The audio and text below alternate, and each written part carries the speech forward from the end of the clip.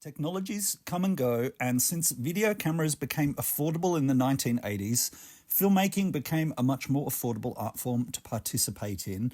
But the drop in quality when we jump from 16mm and 35mm in the 70s to film in the 80s, and until we come back to digital filmmaking from the late 90s, is pretty stark. And we have so much questionable content like this 1987 film that I'll bet its star Nicole Kidman would much rather you couldn't find for free on YouTube.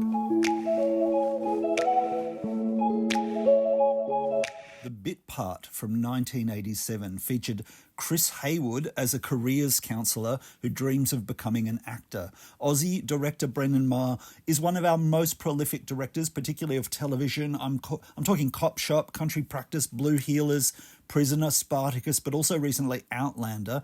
And in 1987 made this his first feature film with a cast of pals from his TV work, Deborah Lee Finesse, John Wood, Maury Field, and new talent Nicole Kidman, who'd just done the kids' film BMX Bandits. The screenplay, and this probably helped draw in that who's who of Melbourne actors in the cast, is by Steve Vizard and Ian McFadgen. They're Aussies of my generation, very familiar names. It's a bit rough, occasionally amusing. It looks like somebody's first film, because it is.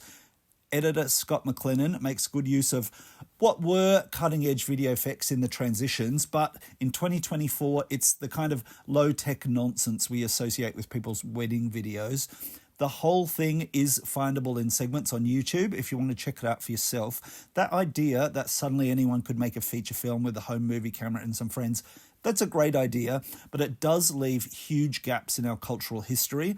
The Bit Part, despite having gotten a good review from David Stratton, in The Australian, what must have been a cinema release isn't in the database at the National Film and Sound Archive, which makes me wonder how many other films are out there in your dad's or your grandma's junk room or your garage, or not recorded in our film history or held in any of our archives or libraries.